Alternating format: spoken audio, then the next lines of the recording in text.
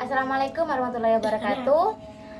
Baik teman-teman, perkenalkan nama saya Hiki Rizza Irnain Al-Badri, NIM 1500005. Pada kesempatan kali ini, kelompok kami akan menjelaskan tentang nilai-nilai kebudayaan di benua Amerika dan benua Australia. Oke, langsung saja. Di sini saya akan menjelaskan 3 poin. Yang pertama yaitu pengertian kebudayaan, kemudian yang kedua yakni macam-macam kebudayaan, dan yang ketiga yaitu fungsi dari kebudayaan itu sendiri. Oke, langsung saja. Yang pertama yaitu pengertian kebudayaan. Budaya atau kebudayaan berasal dari bahasa Sanskerta yaitu budaya, yang merupakan bentuk jamak dari budi yang berarti budi atau akal. Nah, budi ini diartikan sebagai hal-hal yang berkaitan dengan budi dan akal manusia. Sedangkan dalam bahasa Inggris, budaya itu biasanya disebut dengan culture. Kemudian dalam pengertian istilah, nah budaya ini adalah suatu cara hidup yang berkembang dan dimiliki bersama oleh sebuah kelompok orang dan diwariskan dari generasi ke generasi. Kemudian poin yang kedua yaitu macam-macam kebudayaan. Nah, macam-macam dari kebudayaan ini dibagi menjadi dua. Yang pertama yaitu kebudayaan material, dan yang kedua yakni kebudayaan non material. Yang pertama yaitu kebudayaan material. Nah, pengertiannya yaitu merupakan kebudayaan fisik yang diciptakan oleh manusia, misalnya senjata, rumah, kemudian alat transportasi dan lain-lain.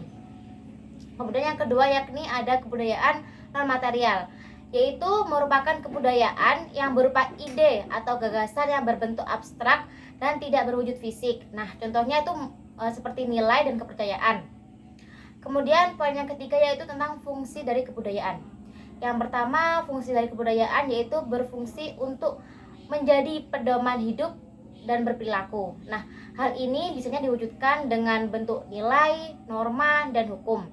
Oleh sebab itu, kebudayaan itu harus diturunkan dari generasi ke generasi.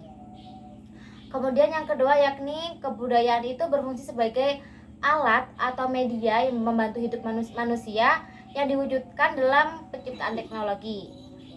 Di sini dijelaskan menurut Surjono Sukamto itu ada 7 unsur dalam teknologi, yaitu ada alat produksi, senjata, wadah makanan dan minuman, kemudian pakaian dan perhiasan, rumah dan tempat berlindung, serta alat atau modal transportasi. Kemudian yang terakhir yaitu kebudayaan itu berfungsi sebagai kontrol sosial atau tata tertib bagi masyarakat.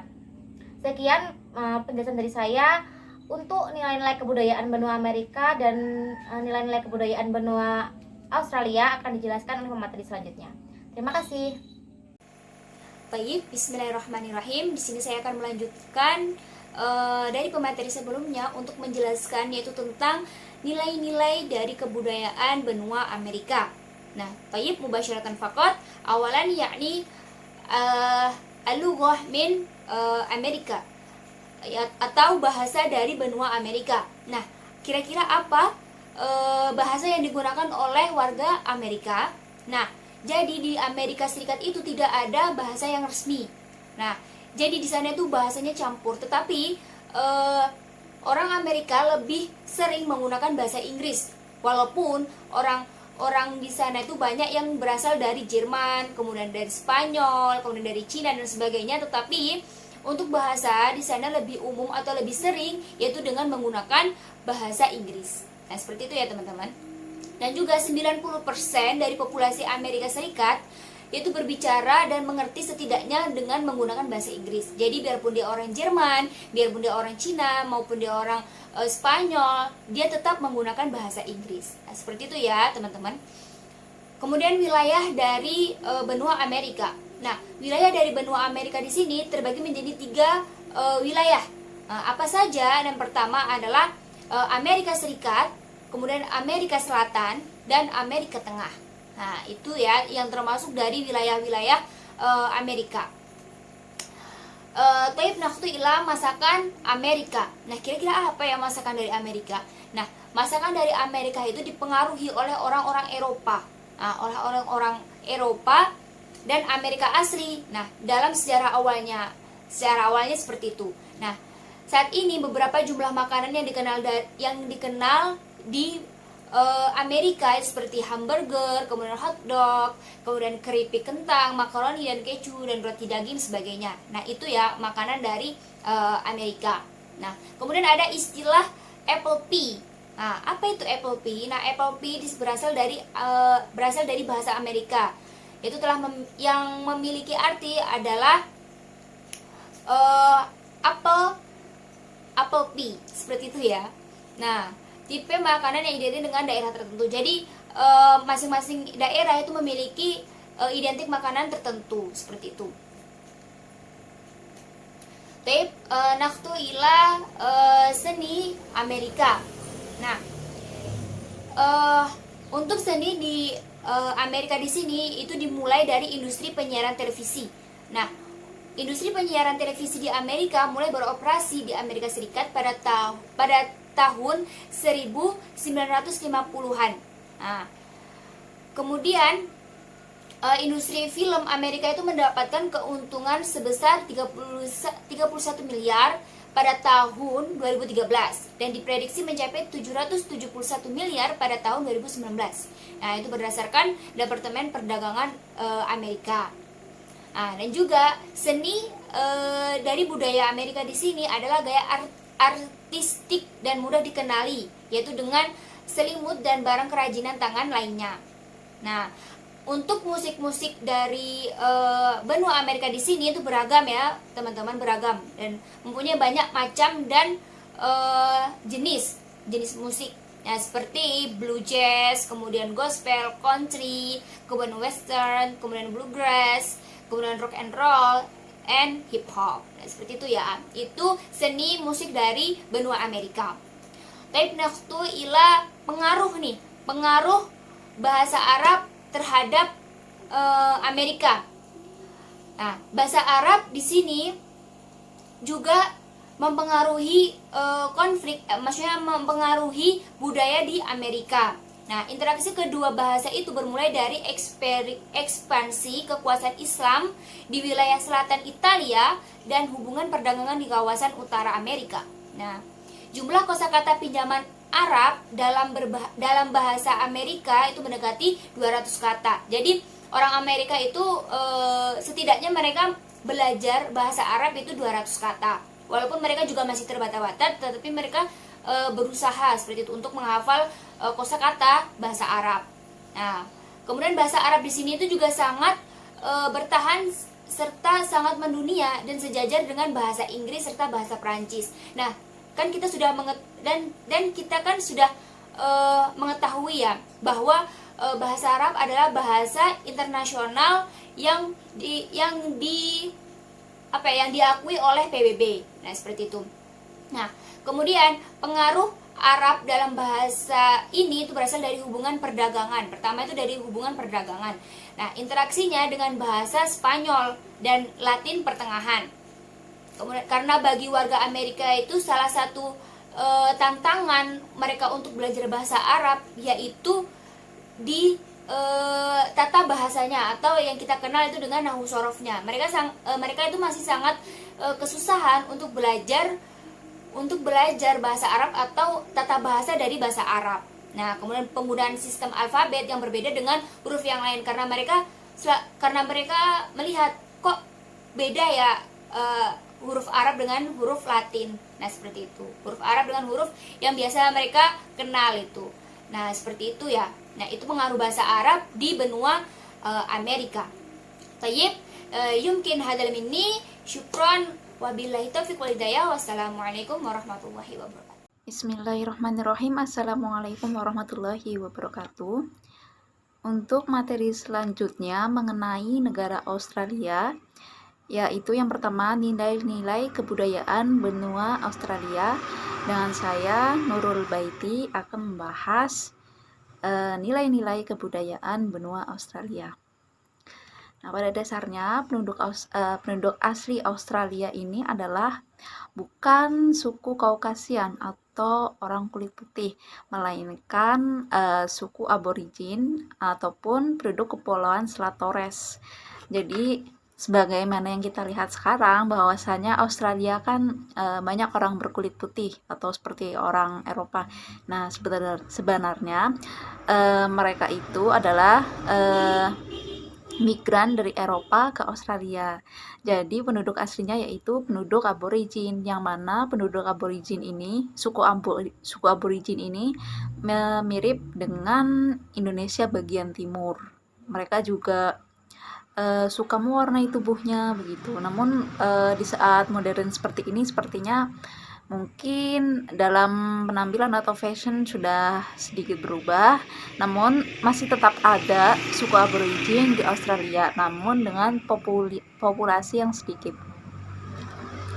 Nah, untuk suku asli yang di Australia ini umurnya sudah cukup lama atau sudah cukup tua, bukan umur seseorangnya, tetapi keturunannya dari nenek moyang yang dari generasi ke generasi, yaitu sekitar 40.000 tahun hingga 60.000 tahun. Sungguh sangat lama ya. Lalu, nah, penduduk keturunan migran ini yang orang-orang Kaukasian atau orang kulit putih itu sekitar dari 200 negara, yaitu sejak Inggris mendirikan pemukiman di Eropa yang pertama di Sydney Cove pada tahun 1788.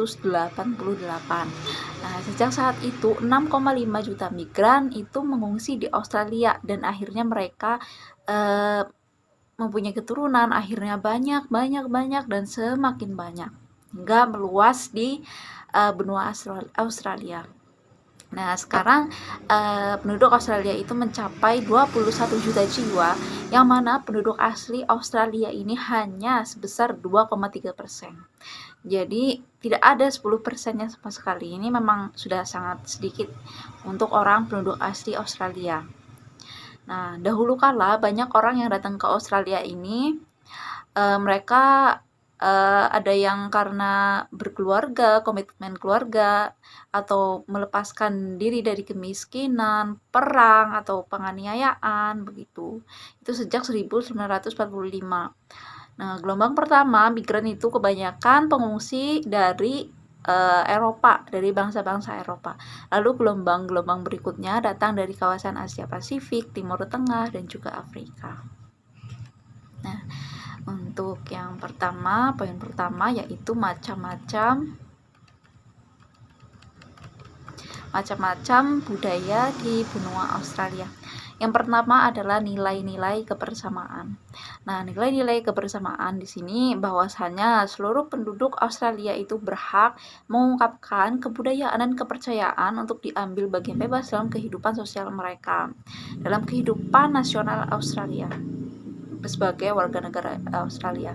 Jadi di sana itu benar-benar mereka saling toleransi begitu. Jadi benar-benar menghargai apa yang mereka anut, apa yang mereka percayai, kebudayaan mereka, nenek moyang mereka begitu.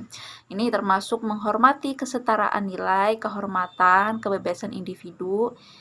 Kedua, kebebasan berbicara dan berserikat. Ketiga, kebebasan beragama dan pemerintah sekuler. Keempat, dukungan atas demokrasi parlementer dan negara hukum. Kelima, kesetaraan di bawah hukum. Keenam, kesetaraan pria dan wanita. Lalu selanjutnya kesetaraan kesempatan. Lalu ada kedamaian dan juga semangat egalitarianisme yang mencakup toleransi, hormat menghormati, dan rasa kasih sayang kepada mereka yang sedang dalam kesulitan. Gitu. Lalu untuk selanjutnya, poin keduanya adalah masyarakat egalitarian. Maksudnya apa nih masyarakat egalitarian? Nah, secara umum bahwasanya masyarakat Australia ini adalah egalitarian, yang dimana maksudnya adalah kecenderungan berpikir bahwa seseorang harus diperlakukan sama pada dimensi agama, politik, ekonomi, sosial, gender, ataupun budaya. Jadi mereka benar-benar diperlakukan sama, mau mungkin seseorang itu dari tingkatan sosialita, orang yang kaya atau orang yang menengah, ataupun dalam dunia kerja juga mereka tidak ada perbedaan maupun dia perempuan ataupun laki-laki. Apabila di salah satu mereka yang sudah berkompetensi dalam pekerjaan itu, ya sudah mereka bisa bersaing secara kompetitif maupun laki-laki dan perempuan. Jadi di sini benar-benar sangat apa ya? Sangat menghargai, sangat mentoleransi, entah dia beragama apa, entah dia budaya dari mana, mau dari Afrika atau Asia. Nah, di sana sangat-sangat toleransi karena memang negara Australia ini adalah negara yang majemuk. Banyak suku, banyak warga yang dari asal nenek moyangnya ini dari berbagai negara, begitu. Lalu untuk keagamaan, poin ketiganya ini, pada waktu permukiman Eropa, penduduk asli Australia dan penduduk Pulau Selat Torres, nah ini penduduk asli Australia, bahwasanya mereka itu memeluk agama mereka sendiri seperti kepercayaan roh, berdasarkan kekuatan-kekuatan alam, pemujaan terhadap tanah ataupun makhluk roh nenek moyang.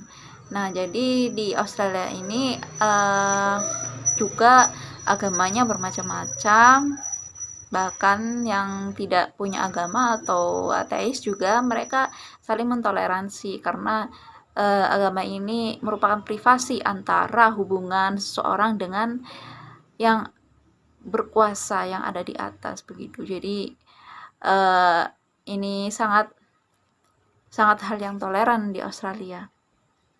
Bahkan hampir seluruh agama berada di Australia ini. Lalu yang keempat adalah seni yang dinamis.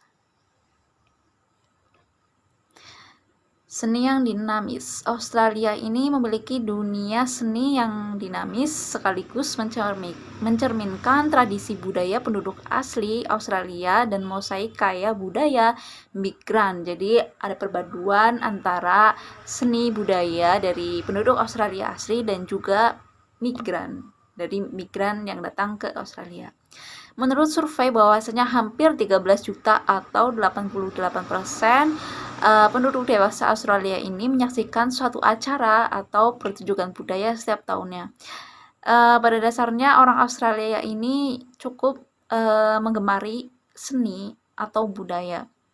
Mereka juga sering datang ke galeri seni, ke museum, opera musik, atau seni panggung, pertunjukan tari, konser musik klasik, konser musik pop. Jadi mereka memang sangat-sangat menggemari seni, begitu.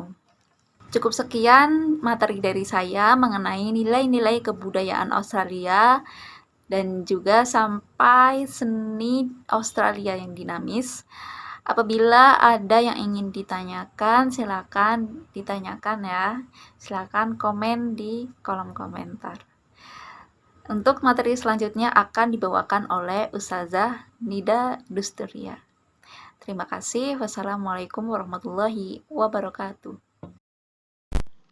Baik, di sini saya akan melanjutkan penjelasan dari pemateri sebelumnya. Nah, di sini saya akan menjelaskan nomor 5 dari kebudayaan benua Australia. Yang kelima yaitu budaya olahraga. Nah, di sini warga Australia itu sangat menyukai olahraga. Terbukti Australia mendapat peringkat keempat dalam perolehan medali di Pesta Olahraga Olimpiade Athena 2004. Nah, tak hanya sekedar itu, Australia juga mendapat Piala Dunia Sepak Bola pada tahun 2006, yaitu Australia mencapai babak ke-16 besar.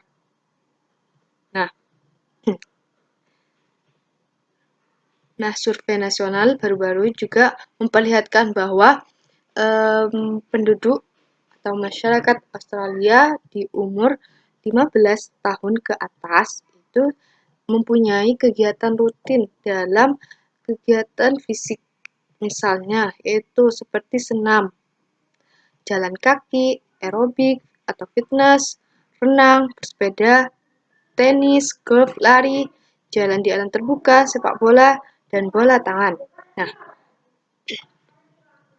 seperti itu. Nah, kemudian ada juga balap kuda, berlayar dan selancar salju.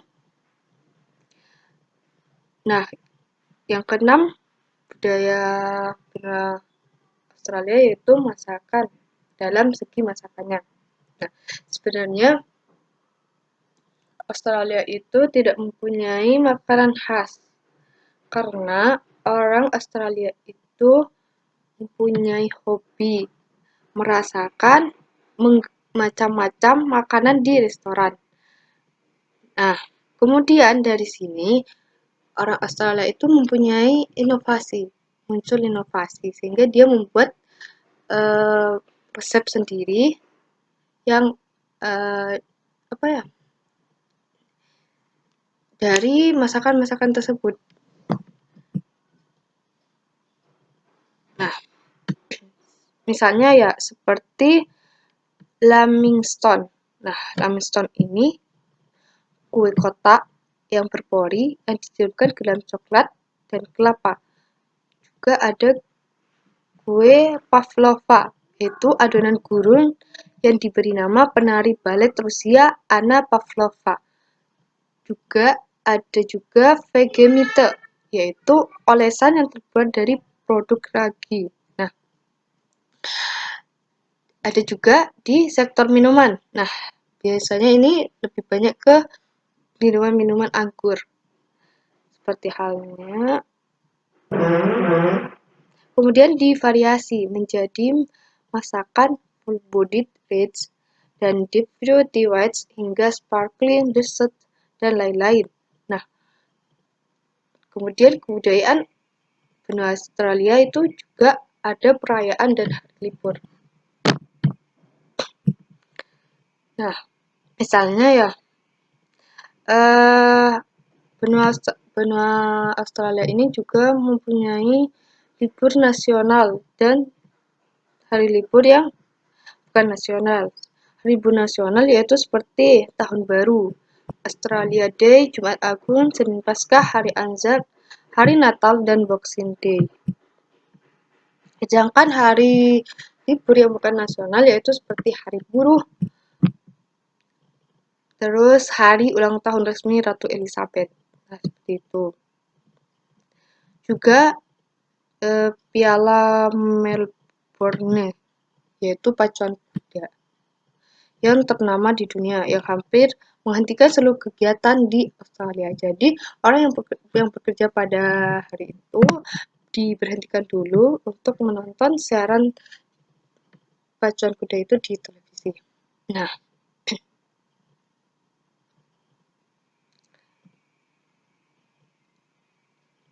yang kedelapan yaitu pengaruh bahasa Arab terhadap Australia. Bahasa Arab adalah salah satu bahasa tertua di dunia. Sementara orang-orang Arab berkuasa di Spanyol, Amerika, Australia, serta Eropa, khususnya semenanjung Iberia dari abad ke-8 hingga ke-12. Nah, bahasa itu adalah bahasa Arab ya, merupakan bahasa ilmiah. Jadi orang-orang yang ingin maju dalam karya ilmiahnya, mereka harus belajar bahasa Arab terlebih dahulu.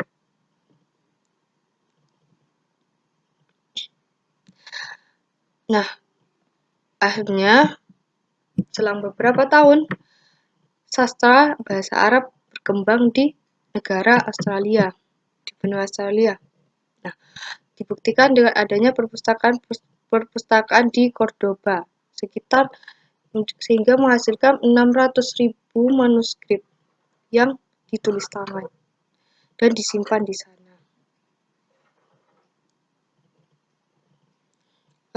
Kemudian dari waktu ke waktu, bahasa Arab kemudian bercampur dengan kamus Spanyol dan kamus Australia, sehingga hal ini menjadi bahasa sehari-hari dari masyarakat di sana. Terbukti dengan adanya bahasa bahasa ekspresi Australia yang populer seperti ojala dan ole. Nah, ojala dan ole ini berasal dari ekspresi bahasa Arab yang berupa insyaallah dan wallah. Nah, akhiran berbahasa Spanyol ini digunakan untuk menunjukkan kepemilikan atau hubungan yang berarti seseorang yang berasal dari suatu tempat. Nah, misalnya juga ada contoh nih, Zaragoza yang berasal dari Zaragoza, sementara Marbelli berasal dari Marbella, yaitu seorang Andalusia yang berarti orang yang berasal dari Andalusia. Jadi di sini berbeda dari tulisannya. Ada tambahan i kalau yang bahasa Spanyol. Sekian dari saya. Terima kasih. Wassalamualaikum warahmatullahi wabarakatuh.